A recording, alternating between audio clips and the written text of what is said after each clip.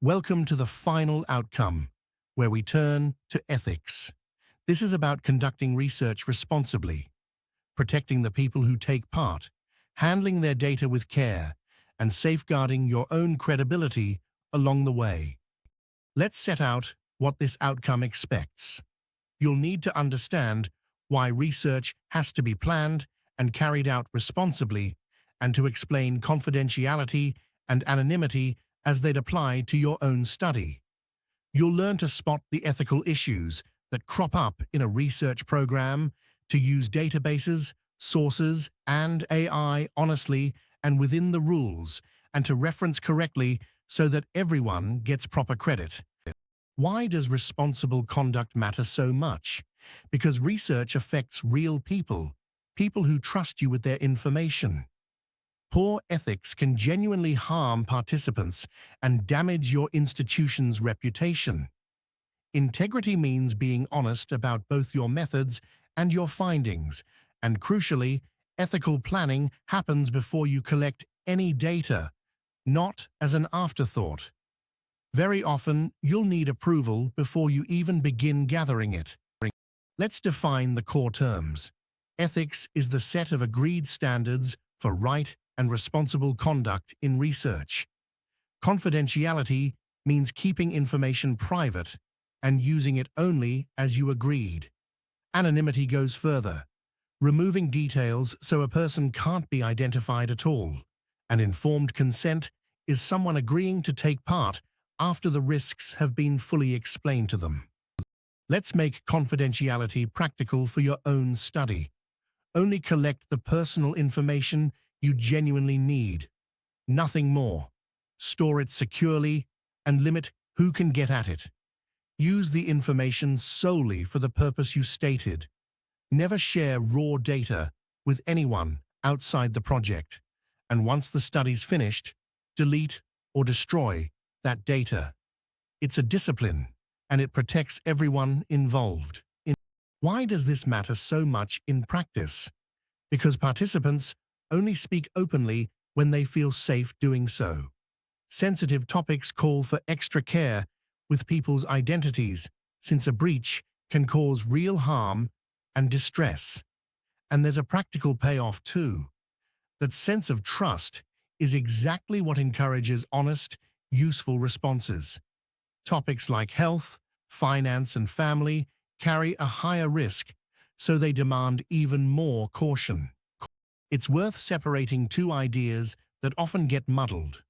With confidentiality, you actually know who the person is, but you promise to protect their identity and keep their details private and secure, useful when you may need to contact them again. With anonymity, you can't identify the person at all.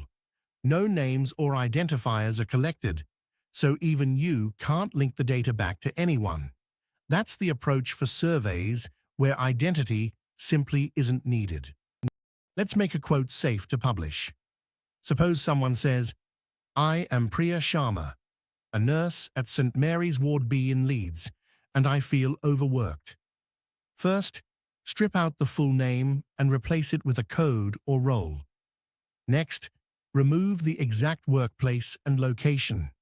Keep only the detail that's actually relevant to your finding. Then double-check that no combination of details could still identify her. The result might read simply, "Nurse P3, an acute ward, I feel overworked." You also need to know about GDPR, the UK's data protection law for personal information. Personal data is anything that identifies a living person, and to use it, you need a lawful basis, usually clear, explicit consent. People have real rights here. They can ask to see their data or to have it deleted. And special category data, like health or beliefs, needs even greater care. There are firm limits on disclosing personal data. Don't pass names or contact details to third parties, and don't publish anything that reveals who someone is. Keep signed consent forms stored separately from the data itself and report your data securely. Avoid emailing unprotected files around. The only time disclosure might be required is where there's a serious risk to someone, and even then, it's handled carefully. Let's bring together the main ethical considerations.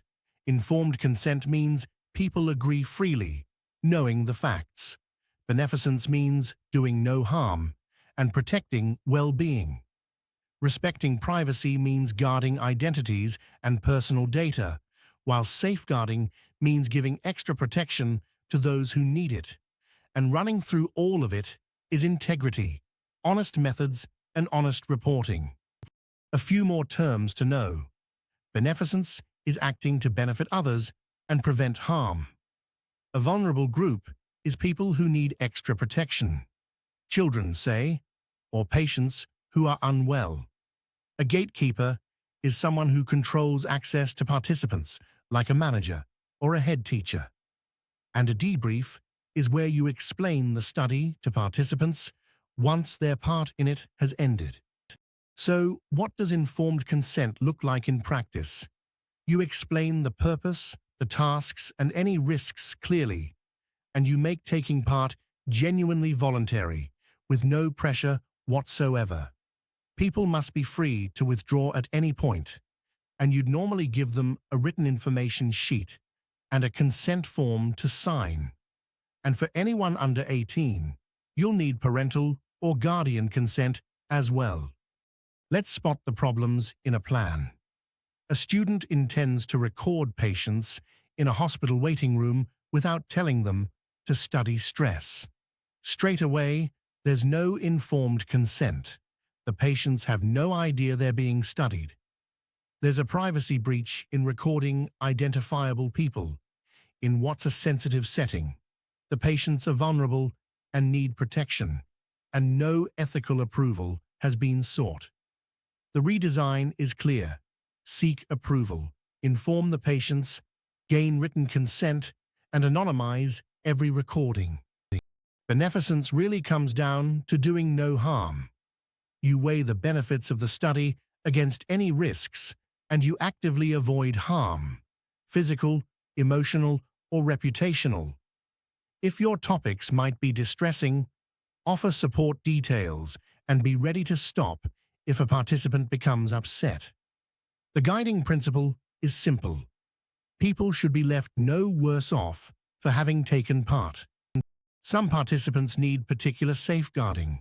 Children and people who are ill or distressed. Work through gatekeepers and get the appropriate permissions, and never work unsupervised with children where background checks apply. Keep your language and your questions suitable and non-leading, and make sure you know how to report a safeguarding concern if one arises. Protecting people always comes before the research. Ethics extends to how you use library databases and resources too. Follow the license terms that come with them, and never share your login or password with anyone else. Respect copyright. Don't copy whole works, and steer well clear of mass or automated downloading of articles. And of course, cite every source you use accurately. Let's draw the line clearly. It's fine to download articles for your own study, to quote short extracts with a citation, to use your personal Athens or institution login, and to share a citation so others can find the source themselves. What's not on is bulk downloading a whole journal, copying large sections without credit, handing your login to friends, or uploading paid articles onto a public site. Fair use on one side, misuse on the other. Plagiarism is worth spelling out plainly. It's passing off someone else's work as your own. To stay clear of it, put any quotations in quote marks with a citation, and when you paraphrase in your own words, still cite the source. Keep careful notes of where each idea came from as you go, and remember that your reference list is what lets readers check your sources for themselves. The same honesty applies to AI tools. They can help you brainstorm or explain an idea, but you remain responsible for the accuracy and integrity of your work. Declare where and how you used an AI tool. And never submit its text as your own analysis. And always check its claims, because AI can happily invent sources that don't exist. Here's the line drawn for AI. It's acceptable, when declared, to ask AI to explain a concept, generate practice questions for revision, give feedback on your own draft, or suggest search terms to try. It's not acceptable to submit AI-written work as your own, to hide that you used it at all, to trust its references without checking, or to let it fabricate data or quotes. Declared and verified on one side, concealed and unchecked on the other. Let's declare AI use properly. Say you used a tool to suggest an essay structure. State in your work what you used it for, name the tool, its version, and the date, and confirm that the writing and analysis are your own. Then add a reference in your institution's format. In the text you might write, AI ChatGPT was used to suggest an outline, see declaration, and the reference, OpenAI 2024 ChatGPT version GPT-4, a large language model, available at the ChatGPT URL, accessed the 4th of August 2026. Let's talk about referencing well. Good referencing gives credit and keeps you clear of plagiarism, and it lets readers trace and verify your sources. The trick is consistency. Pick one style, such as Harvard, and use it throughout. Every in-text citation needs a matching full reference, and you keep the punctuation and order the same every single time.